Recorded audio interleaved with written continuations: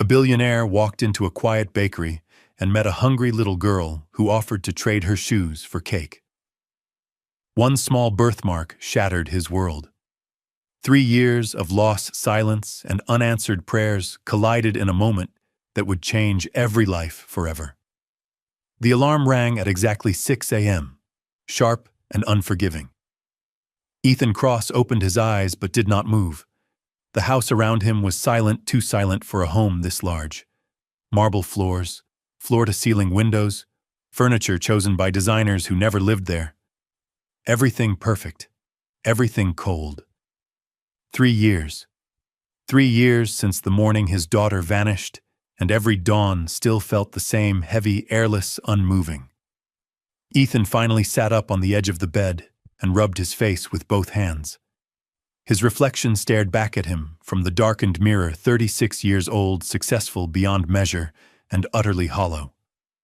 The kind of wealth that could buy anything except the one thing he needed most. On the nightstand sat a small photo frame turned face down. He always left it that way before sleeping.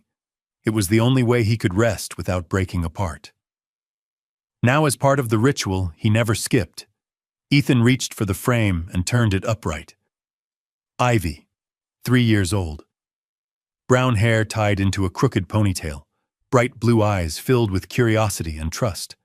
A smile so open it hurt to look at. "Good morning, sweetheart," he whispered, his voice barely audible. The memory struck him instantly, her laughter echoing through the house, tiny footsteps running down the hall, the way she used to press her forehead against his and whisper secrets only they shared. That world no longer existed. The coffee table downstairs still held a stack of old flyers from years ago. Missing child. Please call. Reward offered. He never threw them away. He couldn't. Ethan stood dressed mechanically and walked toward the window. Outside, the city of Riverhaven was waking up under a gray sky. Cars moved. People hurried. Life went on. His did not. For 3 years, Ethan Cross had been surviving, but he had stopped living. The smell of coffee filled the kitchen as the machine hummed to life. Ethan leaned against the counter, staring at nothing while the dark liquid poured into the mug. He had prepared the grounds the night before, just like always. Habits were easier than choices. "Enough," he said suddenly, his voice echoing in the empty space. The word surprised even him. Enough hiding. Enough waiting for time to soften something that refused to fade. He wrapped his fingers around the mug, took one sip, and grimaced. Too hot. He set it down untouched. "I'm not staying here today." The decision felt impulsive, almost reckless, but also necessary. The walls felt closer than usual, the silence louder. Ethan grabbed his coat keys and wallet, then paused at the front door. For a moment, doubt crept in. He could stay home. He always did. No one expected him anywhere. But something inside him, small, stubborn, pushed back. He stepped outside. Cold air slapped his face, sharp and bracing. He pulled his coat tighter and walked toward his car. The sky was low and heavy, the kind that promised snow but never quite delivered.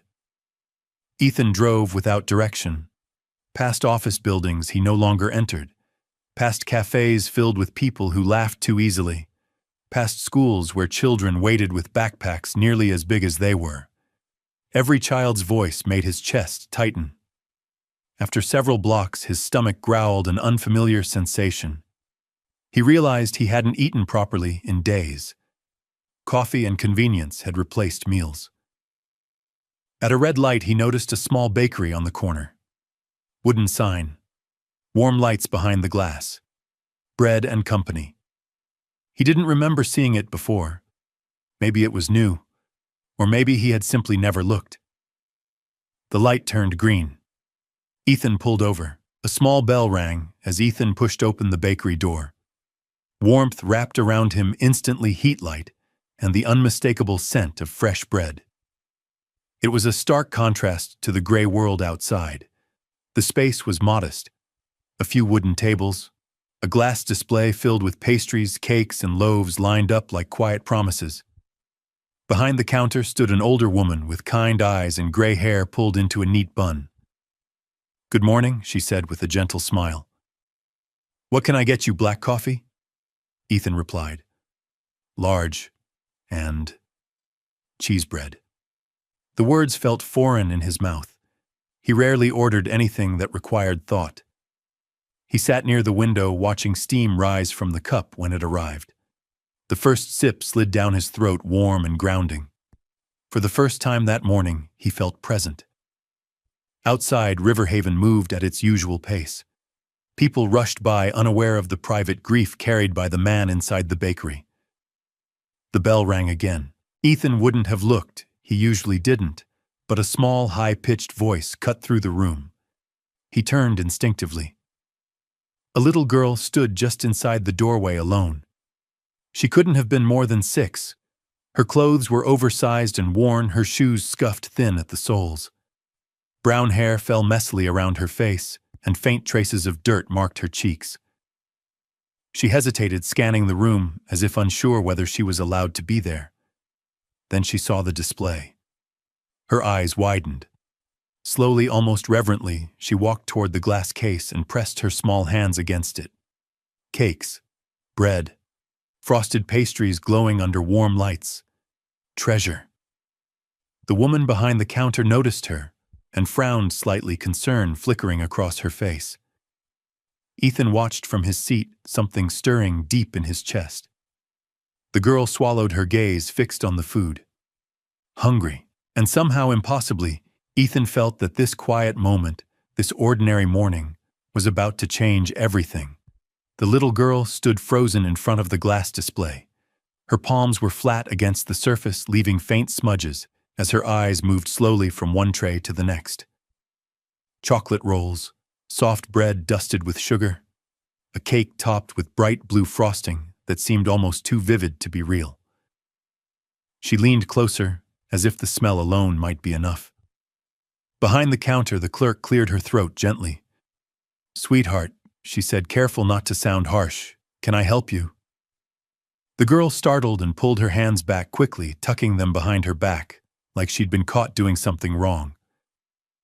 "I'm just looking," she said softly. Her voice was small but steady, too steady for a child her age. "And where's your mom?" the woman asked, glancing toward the door. The girl hesitated for half a second, just long enough for the lie to form. "She's outside," she replied, pointing vaguely toward the street. Ethan noticed the way her eyes flicked away as she said it. The clerk followed the gesture, peering through the window. No one waited outside. She looked back at the girl, concern replacing suspicion. Ethan felt something tighten in his chest. The girl stepped away from the counter and began walking slowly around the bakery. Her gaze lingered on every table, every plate. She didn't stare at people, only at their food. She stopped near Ethan. Not close enough to intrude, just close enough to see. Her eyes rested on the untouched cheese bread on his plate. Ethan pretended to focus on his coffee, but he could feel her presence like a quiet pull. He recognized that look. He'd seen it once before, years ago, when Ivy was small and too shy to ask for what she needed. Hunger mixed with hope. Ethan glanced at the girl again. Dirt under her fingernails, sleeves too long for her arms, shoes worn thin at the toes. She swallowed. He could have looked away. Instead, he spoke. "Hi," Ethan said gently. The girl jumped, then looked up at him. Her eyes were a striking shade of blue, clear, bright, unsettlingly familiar. "Hi," she whispered back. Ethan tilted his head slightly, keeping his voice calm. "Are you hungry?" The girl didn't answer right away. She shifted her weight from one foot to the other, glancing briefly toward the counter, then back at Ethan. Her fingers curled nervously at the hem of her oversized sweater. Finally, she took a cautious step closer. "Mister," she said, lowering her voice as if sharing a secret, "I can trade." Ethan frowned slightly. "Trade?" She nodded and pointed down. "My shoes." Ethan followed her gesture. The shoes were old, too big, the soles worn, nearly smooth, laces fraying. Shoes that had clearly walked far more than they should have. For what he asked, though, something in his chest already ached with the answer. She lifted her chin and pointed toward the display. For a piece of cake, she said. The chocolate one. With the blue frosting. The words landed like a weight. Ethan stared at her for a moment, unsure if he'd heard correctly. You want to give me your shoes, he said slowly, for cake. She nodded again, completely serious. They still work, she added quickly, as if afraid he might refuse. I can walk without them for a little while. Something broke open inside Ethan. No, he said softly. You don't have to give me anything. Her eyes widened. Really? He pushed his chair back and stood careful not to move too suddenly. I can buy you cake, he said. You keep your shoes. For a heartbeat, the girl didn't react. Then her face changed.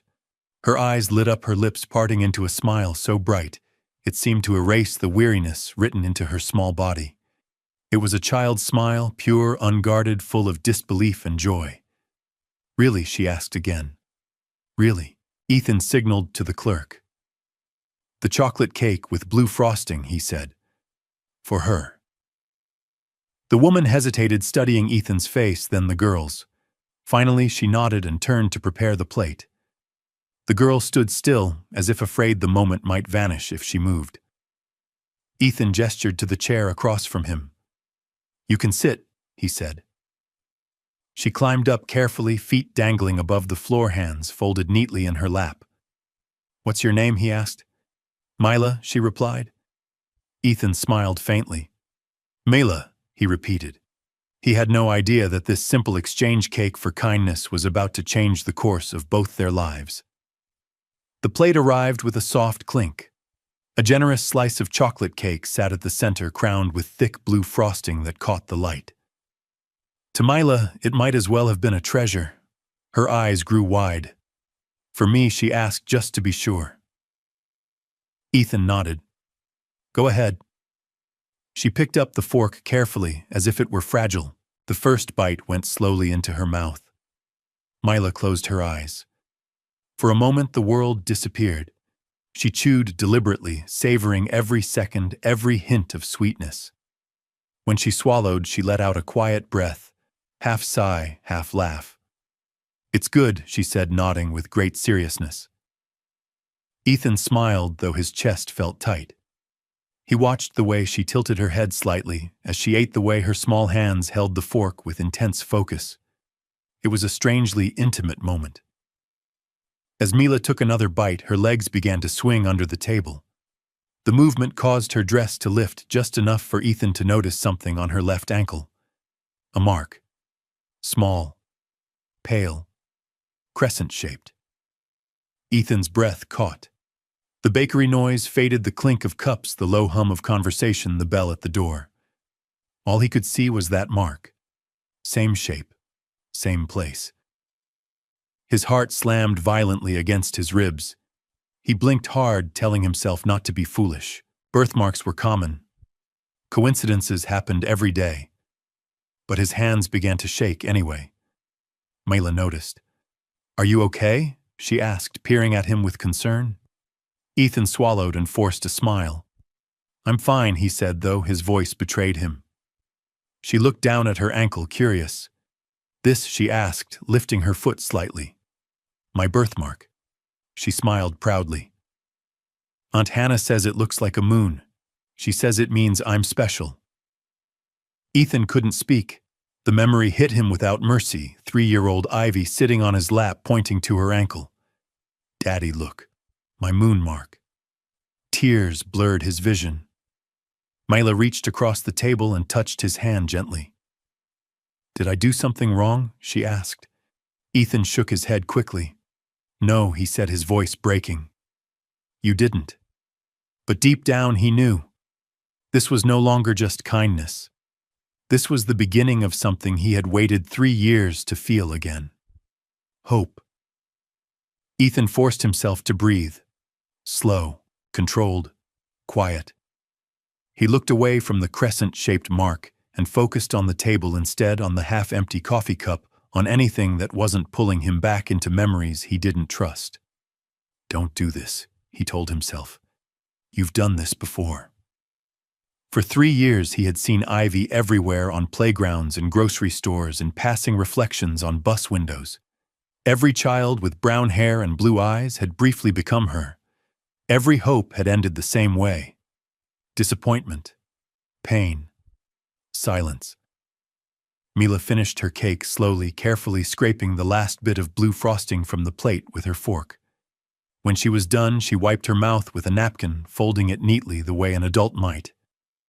"Thank you," she said earnestly. "It was really good." "You're welcome," Ethan replied, his voice steadier now. He studied her again, deliberately, critically. He told himself to look for differences. Anything that would prove this was just another coincidence. Her face was a little thinner than Ivy's had been, her hair darker, her voice older. "She's not your daughter," he insisted internally. "She can't be." Mila hopped down from the chair, slipping her arms into the sleeves of her sweater. "I have to go," she said. Ethan's chest tightened. "Your aunt?" he asked carefully. "Is she waiting?" Mila shook her head. "She's working. Then who's with you?" The question slipped out before he could stop it. Mila shrugged, unconcerned. "No one. I know the way." Something cold brushed the edge of Ethan's thoughts. "That's a long walk," he said gently. It's okay," Mila interrupted quickly, already backing toward the door. "I do it all the time." The bell rang as she pushed it open. Ethan stood abruptly. "Mila," he called. She turned, eyes bright. "Yes," he hesitated. There were 100 questions he wanted to ask. 1,000 reasons to follow her. Instead, he chose the safest words. "Be careful." She smiled. "I always am." Then she was gone. Ethan stood frozen, staring at the door long after it had closed. And for the first time in 3 years, the thought he had sworn never to entertain whispered clearly in his mind. What if she's really Ivy? The bakery felt different once Mila left. Quieter, emptier. Ethan returned to his seat slowly, his movements heavy as though gravity had increased. The cake plate across from him was smeared with blue frosting, a small, innocent mess that shouldn't have meant anything. But it did. He stared at it until the clerk approached. "She's a sweet child," the woman said softly. "Comes by sometimes." Ethan's head snapped up. "She does," the clerk nodded. "Not often, and never buys anything, just looks." "Do you know where she lives?" he asked. The woman hesitated, then shook her head. "No. She's always alone." Alone. The word echoed in Ethan's chest. He left money on the table without noticing how much and stepped outside into the cold air. The street was busy now. Cars, footsteps, voices, but Mila was nowhere in sight. She had disappeared as quietly as she'd arrived. Ethan stood there longer than necessary, scanning the sidewalk, the corners, the passing faces. Nothing. Finally, he returned to his car. That night, sleep didn't come. Images of Mila replayed over and over, her smile, her careful manners, the way she'd touched his hand when she thought she'd upset him, and the mark. He opened a drawer beside his bed and pulled out a small, worn box. Inside were photographs, documents, memories he rarely allowed himself to touch. Ivy's birth certificate, a lock of hair from her first haircut, and a photo of her sitting on his lap, pointing proudly at her ankle. "Daddy, look, my moon mark." Ethan pressed his fingers to his eyes. "This is impossible," he whispered. He told himself coincidences happened. That hope was dangerous, that believing without proof would only destroy him again. Still, when morning came, he found himself dressing quickly. He drove back to the bakery. Then the next day. And the next. Each time he ordered the same coffee, sat at the same table, watched the door. 5 days passed. On the 6th morning, the clerk approached him with a sympathetic smile. "You're waiting for her, aren't you?" Ethan hesitated, then nodded. "A little girl," he said quietly. "Her name is Mila. The woman sighed. I haven't seen her since that day. Ethan forced a smile. If she comes back. Would you call me? He wrote his number on a napkin and slid it across the counter. She's my niece. He added, the lie tasting bitter on his tongue. We're worried. The clerk nodded, her expression softening. As Ethan walked back to his car, the city felt larger, colder, and the silence felt louder than ever. On the 13th day, Ethan broke his routine. Instead of turning toward the bakery, he drove to Riverside Park, the place he had avoided for 3 years. The park hadn't changed. The same paths, the same benches, the same playground, now brighter with fresh paint and newer equipment. Children ran, laughed, climbed. Parents watched from a distance. Ethan sat on a bench beneath a bare tree, his hands clenched tightly together. You promised you wouldn't come back here, he thought. But something had drawn him, an instinct he no longer trusted, but couldn't ignore. He watched a little girl chase pigeons across the grass. Another practiced cartwheels nearby. Every sound scraped gently against his chest. Then he saw her. Mila sat alone near the edge of the park, drawing shapes in the dirt with a small stick. Her hair was neater today, pulled back loosely, but her dress was still too big. Ethan's heart stopped. For a moment he didn't move. He was afraid she would vanish if he did. Afraid this was another trick of his grief. Then Mila looked up. Her blue eyes met his, and she smiled. Hi, Ethan. She remembered his name. Something inside him broke open quietly, completely. Hi, Mila, he said, standing slowly, careful not to startle her. What a coincidence, she added, as if meeting strangers in parks was perfectly normal. I've been looking for you, he admitted, sitting a few feet away. She shrugged and went back to drawing. We don't come to the bakery much. Who's we? Ethan asked gently. My Aunt Hannah and my Uncle Noah, Mila replied. They're busy a lot. Ethan studied her, how comfortable she seemed alone, how practiced her independence was. A child, too, used to taking care of herself. Do you like living with them? He asked. Mila paused. They're nice, she said finally. Sometimes we don't have much food, but Aunt Hannah says things will get better. Ethan felt the weight of every unasked question pressing down on him. He looked at the little girl in front of him, so familiar, so fragile, and as the wind rustled through the trees, one truth settled heavily in his chest. If he walked away again, he might never forgive himself. Ethan kept his distance, careful not to crowd Mila. He remembered what it felt like to be a child, how easily kindness could turn frightening if it came too fast, too close. So he sat beside her on the bench, not touching, not rushing. What are you drawing? He asked. Mila held up the stick proudly. On the dirt she had sketched a small house, a crooked sun, and 3 stick figures. That's our place, she said, pointing. That's me. That's Aunt Hannah. That's Uncle Noah. Ethan smiled.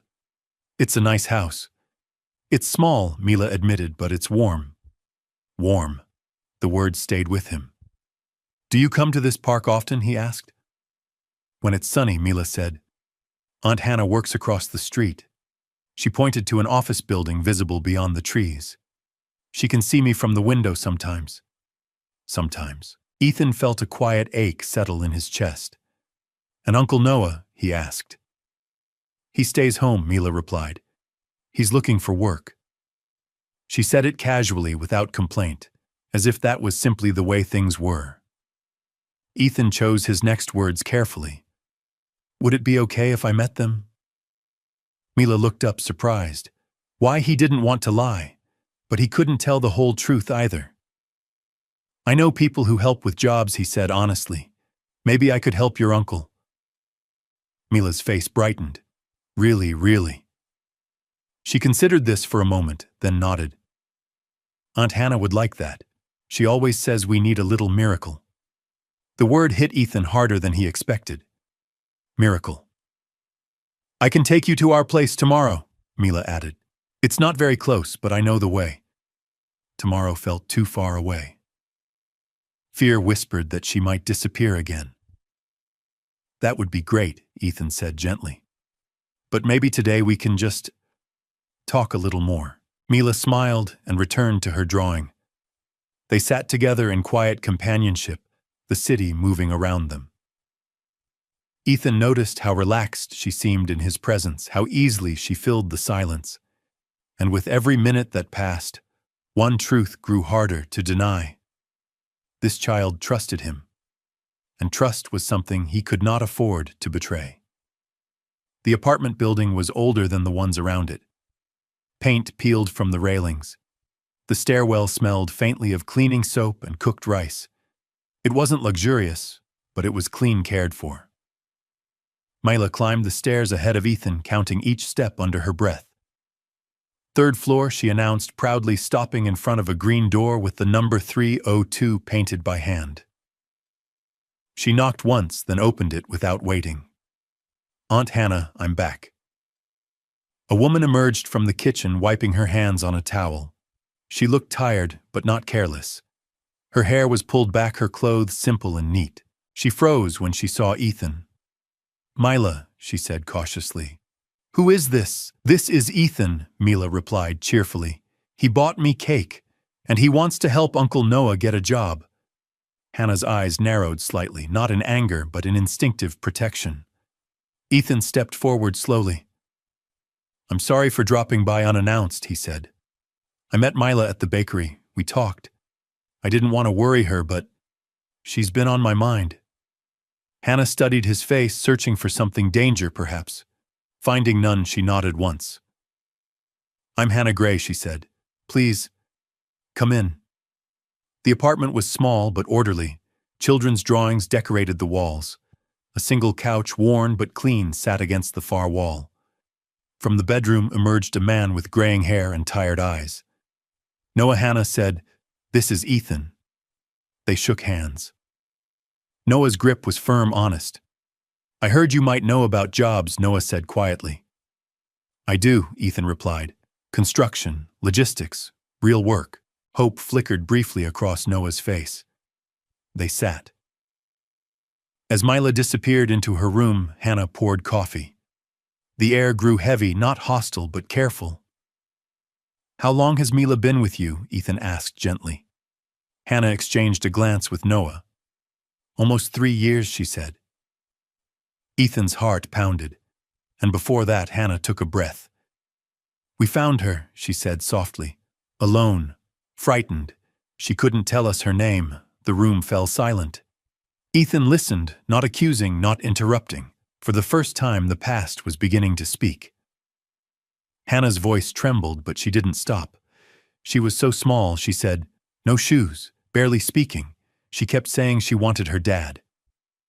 Ethan closed his eyes briefly. "We were scared," Noah added. "We thought about the police, but we were poor. No legal help. We were afraid they'd take her away, put her somewhere cold." "So you kept her," Ethan said quietly. Hannah nodded. "We gave her a name. Mila. She needed one." Ethan felt the strange collision of emotions, gratitude and grief, anger and understanding, press against his ribs. He looked around the apartment again. This was not a place of cruelty. This was a place of survival. "I searched for my daughter," Ethan said slowly. "Every day. For 3 years." Hannah's face went pale. "We didn't know," she whispered. "We saw missing posters, but none looked exactly like her. And after a while, she became your child," Ethan finished. "Yes," Noah said, his voice breaking. "She's everything to us." The door to Mila's room creaked open slightly. She stood there clutching a small cloth ball, watching the adults with wide eyes. Ethan immediately softened his tone. "Mila," he said gently, "we're just talking." She nodded unconcerned and padded back inside. Ethan turned to Hannah and Noah. "I'm not here to take anything away," he said, "especially not from her." Hannah's shoulders shook as tears filled her eyes. "She deserves love," she said. "That's all we ever wanted." "So do I," Ethan replied. The three adults sat in silence, bound by a shared truth none of them had expected. Outside, the city moved on. Inside, a fragile understanding was forming. Ethan stood. "I'll help with the job," he said to Noah. "I promise." Noah nodded, overwhelmed. As Ethan walked toward the door, Mela reappeared. "Are you coming back?" she asked. Ethan knelt to her level. "If your aunt and uncle are okay with it," he said. "Yes." Mela smiled. For the first time since Ivy disappeared, Ethan felt something solid beneath his feet. Not certainty, but responsibility. 3 days passed. 3 days of careful distance. Ethan kept his promise. He helped Noah secure 2 job interviews. He brought groceries once, only once, making sure it never felt like charity. He spoke gently, asked permission, never crossed boundaries. Mila greeted him each time with the same bright smile, but something fragile hovered beneath the surface. The truth pressed closer every hour. On the 4th afternoon, the sky over Riverhaven darkened without warning. Thick clouds rolled in, heavy and restless. Rain threatened, the kind that arrived fast and unforgiving. Ethan was on his way to Hannah's apartment when his phone rang. It was Hannah. Her voice was tight. "Ethan." Mila went out to play, when he asked, already pulling over. "About an hour ago. She always goes to the small park, but she hasn't come back." Ethan's chest tightened. "Have you checked?" "Yes. Noah's there now. She's not." The world tilted. "I'm coming," Ethan said, already turning the car around. "Stay home. If she comes back, call me immediately." The rain began just as he reached the neighborhood. Light at first, then harder, streaking the windshield. Memories surged, unwanted, violent in their familiarity. Not again. Ethan parked and ran through the small park, calling her name, not shouting, not panicking, just loud enough to carry. Mila children were gone, benches empty. The swings creaked softly in the wind. Nothing. He forced himself to breathe. Think. Where would a curious 6-year-old go when the sky darkened? Then he remembered something Mila had said once casually, as if it meant nothing. "There's a bigger park with ducks. The municipal park." Ethan sprinted back to the car as rain poured harder, soaking his coat. Traffic blurred past as he drove faster than he should have, fear clawing at his throat. By the time he reached the larger park, the storm was in full force. "Mila," he called, scanning the pathways, the playground, the lake's edge. Nothing. His heart pounded painfully. Then he saw it. Across the street, a row of closed shops. Under one awning, a small shape huddled against the glass. A yellow dress.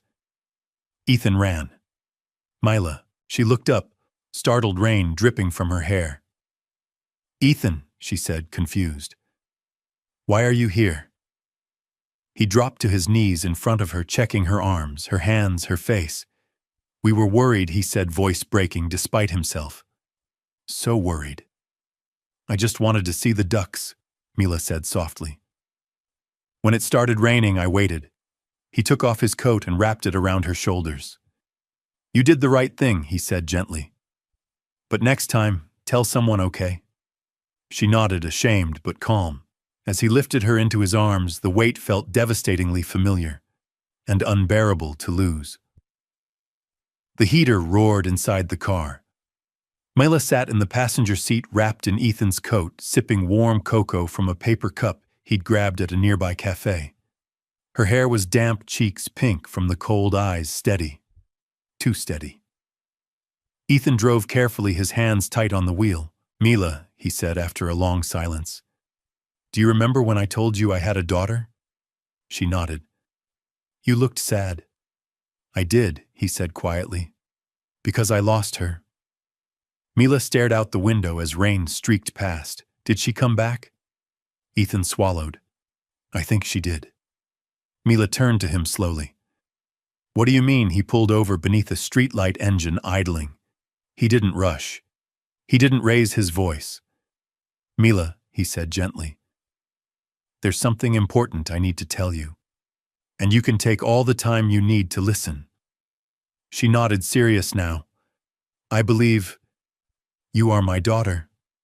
The words hung between them, fragile as glass. Mila frowned.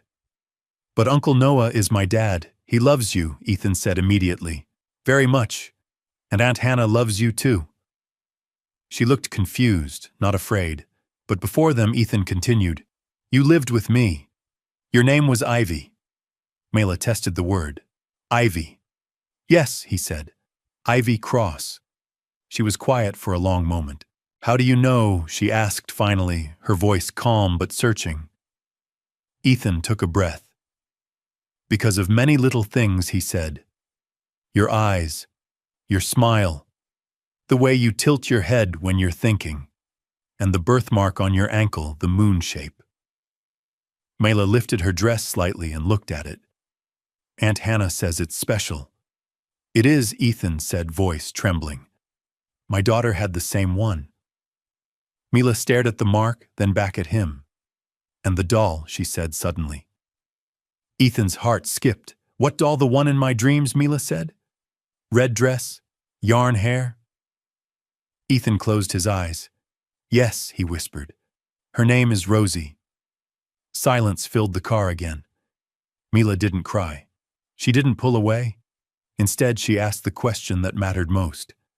"Will I lose Aunt Hannah and Uncle Noah?" Ethan turned fully toward her. "No," he said firmly. "Never. No one is losing anyone." She studied his face carefully. "Can I still see them?" "Yes. Every week, yes." Mila nodded slowly. Then softly she asked, "Can I call you Dad?" Ethan's vision blurred. "If you want to," he said. She considered it. "Okay, Dad." The storm outside softened rain easing into a quiet drizzle.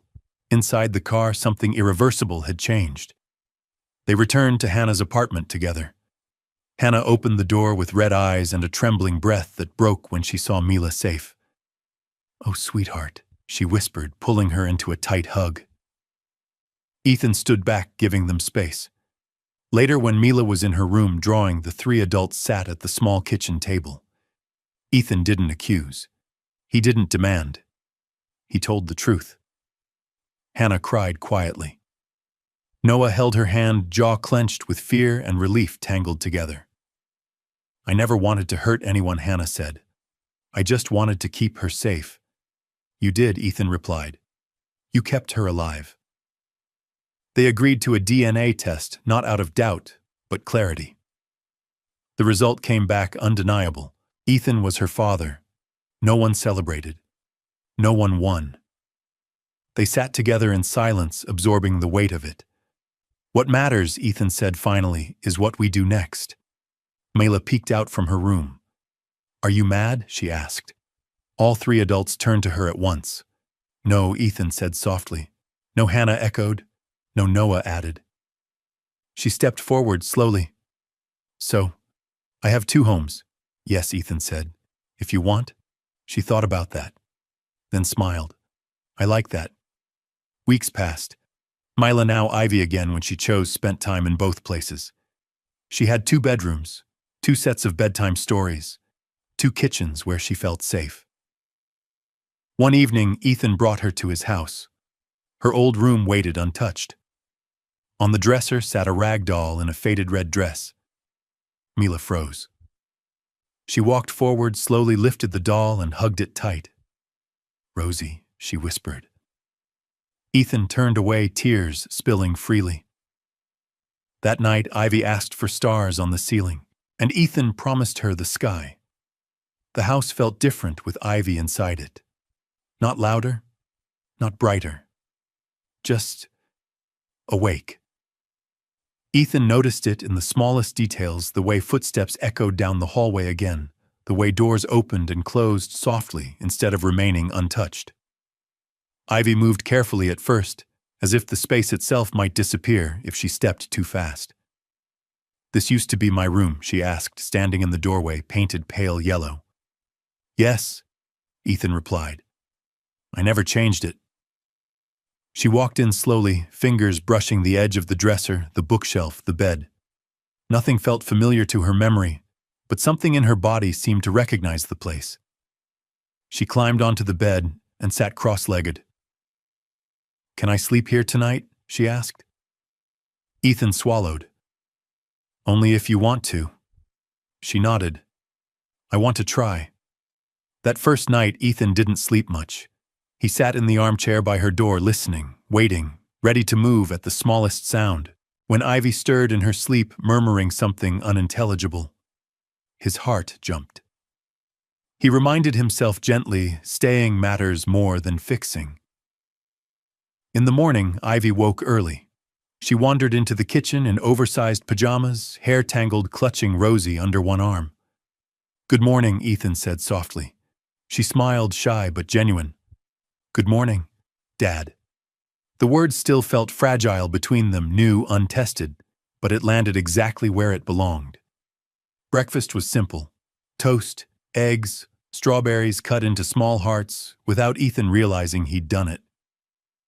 Ivy ate quietly, glancing up now and then, as if checking whether he was still there. "I'm going to school with Aunt Hannah today," she said. "She wants to talk to my teacher." "Of course," Ethan replied.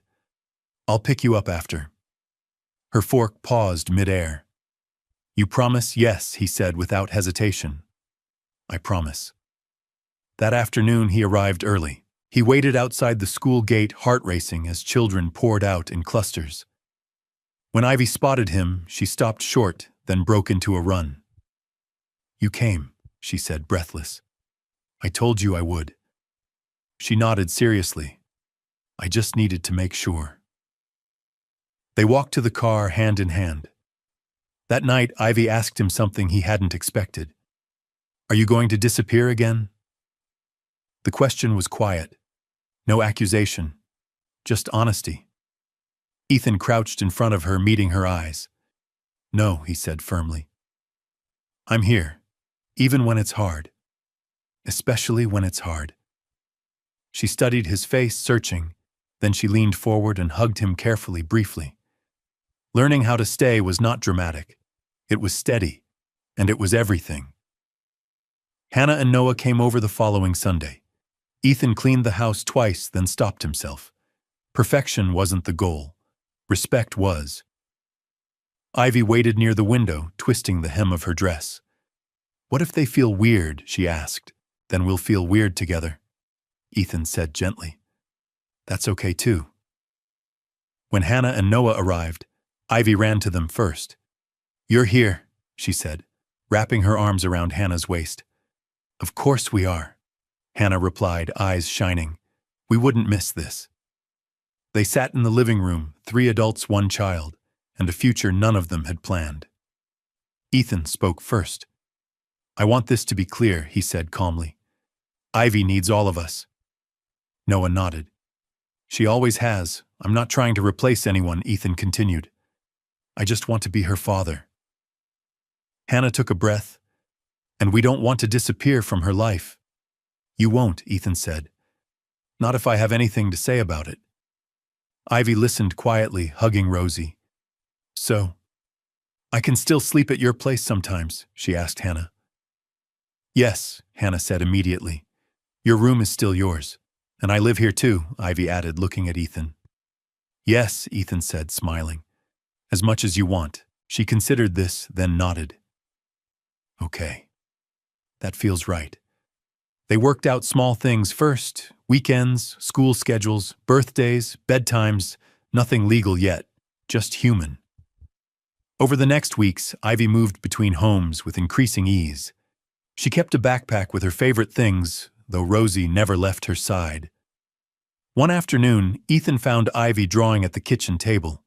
She'd drawn 3 figures holding hands beneath a wide sky. "That's us," she said. "All of us." Ethan pinned the drawing to the refrigerator without a word. That night, Ivy had a nightmare. Ethan was at her bedside in seconds. "I thought I was lost again," she whispered. He sat with her until her breathing slowed. "You're not lost," he said. "You're home, in more than one place." She nodded sleepily. Outside, rain tapped softly against the windows. Inside, something rare was happening. Not a rescue, a rebuilding. The stars went up on a Thursday, Ethan hired an artist not to repaint the room, but to keep a promise. Ivy sat cross-legged on the bed, watching as tiny lights appeared on the ceiling, constellations, planets, soft, glowing moons. "The whole sky?" she asked. "The whole sky," Ethan confirmed. That night, Ivy lay beneath it, all eyes wide. "It feels like I can breathe better," she said. Ethan sat beside her. "Dad," she asked quietly. "Yes, why did you look for me so long?" He took a moment. "Because love doesn't stop just because you can't see someone," he said. "It waits." She thought about that. "I waited too," she said. "I just didn't know it." Weeks passed. Ivy grew louder, more curious, more sure. She began calling Ethan Dad without hesitation. Sometimes she corrected herself when talking about Noah. "I have two dads," she explained to a classmate once. "One found me again. At home, they baked cookies, burned the first batch, laughed anyway." One evening, Ivy brought Rosie to Ethan. "She was lonely too," she said. "Can she sleep on your nightstand?" "Of course," he replied. On the anniversary of her return, they went to the park, not Riverside, but a new one. Ivy climbed the swings higher and higher. "Watch me," she called. Ethan watched, and for the first time in years, his chest didn't ache with fear. It felt full. As the sun set, Ivy ran back to him. "Dad," she said, breathless, "I like my life." Ethan knelt, hugging her close. "So do I," he whispered. Above them, the sky darkened wide, endless, forgiving. And this time, it stayed. Autumn arrived quietly in Riverhaven. Leaves turned gold along the sidewalks, and the air carried a gentler chill. Ivy walked beside Ethan on the way home from school, kicking a pile of leaves with deliberate joy. "Dad," she said suddenly, testing the word, as if it still held magic. Ethan looked down. "Yes." She hesitated. "Can I tell people you're my dad, like, for real?" His chest tightened, not with fear this time, but with awe. "You don't have to decide anything," he said carefully. "You can take your time." Ivy stopped walking. "But I already did," she said simply. That evening, Hannah and Noah came over for dinner. Nothing fancy pasta salad bread that Noah insisted on slicing too thick. At the table, Ivy swung her legs and told a story about school. Halfway through, she said casually, "My dad's making stars in my room." Hannah looked up. Dad. Ivy nodded. "Ethan." The room went quiet, not awkward, not tense, just still. Hannah smiled first. "That sounds beautiful." Noah raised his glass. "To stars," he said.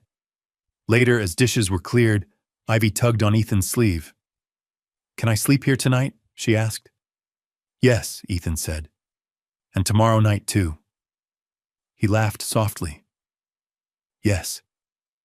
That night, as Ethan tucked her in, Ivy hugged Rosie tightly. "Dad," she whispered. "Yes, sweetheart. I'm not scared anymore." He kissed her forehead. "Neither am I." After she fell asleep, Ethan stood in the doorway for a long moment, listening to her breathing. For the first time since she vanished, the word father no longer felt like a wound. It felt like a promise he was finally keeping. The paperwork could have been easy. Lawyers had offered options, quiet ones, fast ones. But Ethan said no. "I'm not pressing charges," he told them calmly. They protected her. The judge listened carefully. Hannah and Noah sat behind Ivy, hands folded, fear and hope tangled together. Ethan stood and spoke clearly. "My daughter was never harmed," he said. "She was loved. I won't punish people who gave her safety when I couldn't reach her." The decision surprised many, but it healed everyone. Hannah cried afterward, not from fear, but relief. "I thought you'd hate us," she admitted. "Hate doesn't raise children," Ethan replied. Life settled into a rhythm. Ivy spent weekdays with Ethan. Weekends were shared, some nights at Hannah and Noah's, some nights under the stars Ethan had promised. They lived closer now by choice, not obligation. One afternoon, Ivy came home holding a drawing. "This is for you," she said. It showed 3 houses connected by a single path. "I didn't know families could look like this," she said. "They can," Ethan replied, "when people choose kindness." At school, Ivy explained her life simply. "I have 2 homes," she told her teacher. "That means more hugs." The teacher smiled. So did Ethan. A year later, they held a small gathering in Ethan's backyard. Nothing extravagant, just food, laughter, and a cake with blue frosting. Ivy helped decorate tying balloons, while Rosie watched from a chair. "This is our reunion day," she announced proudly. Hannah brought flowers. Noah worked the grill. Neighbors came. Friends from school laughed under the apple tree. As the sun lowered, Ivy climbed onto the small stage Ethan had built. "I want to say something," she said, voice steady. Everyone quieted. "I was lost once," she said. "But people helped me. And now I'm not." She looked at Hannah and Noah. "Thank you for finding me." Then, at Ethan. "Thank you for never stopping." Ethan felt tears fall freely. That night, as guests left and the yard grew quiet, Ivy sat beside him on the porch. "Dad," she said, leaning against his shoulder, "do you think the sky remembers us?" He smiled. "I think it watches." She nodded, satisfied. Later, tucked into bed beneath glowing stars, Ivy whispered, "Good night. Good night, Ivy. Good night, Dad." Ethan turned off the light. The house, once empty, now breathed with life. And above a little girl who knew she was loved by many in many ways, the sky remained wide, gentle, and unafraid to stay. Did this story move your soul? Share your feelings in the comments and rate it from 1 to 10. Don't forget to like, share, and subscribe, then tap the bell icon so you never miss a new story. Click the end screen to watch another heartfelt video. See you in the next story.